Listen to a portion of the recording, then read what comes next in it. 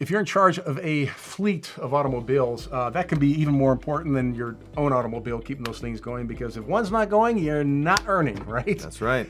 This is Brian Weber and Weber Automotive. You get involved and you do work with, do commercial work, don't you? Oh, absolutely. Yeah, we've got several fleets we take care of. Maybe you can share what somebody can expect working with you guys.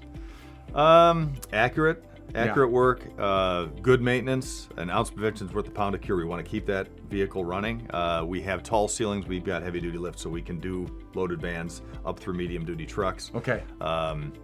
And we do priority work because we understand that these vehicles make them money. They've got obligations. They've got clients to see. They've got work to do.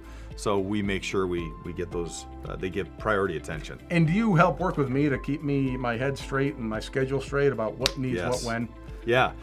So we work with fleets. Some of them have their own specific intervals that they want for certain fluids. We can track each vehicle in the fleet and remind them when it needs certain services that they want done. It's always nice to have something, taken off your plate, and that's a simple one, but it's a really important one. It's really important, yeah.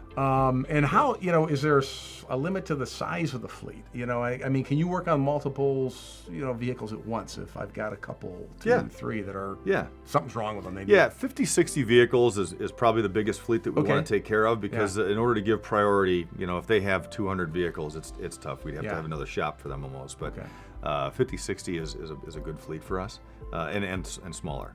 Well, listen, if you're not happy with who's taking care of your fleet right now, I got a suggestion for you. Brian Weber, Weber Automotive. You're going to like them so much for your fleet, you're probably going to start bringing your own car there as well. They've got all the stuff, all the technology, all the smarts. So check out their videos on the website, and you'll get a sense of what they can do and how they do it. And Brian, thanks a lot for sharing with us. Thanks, Randy.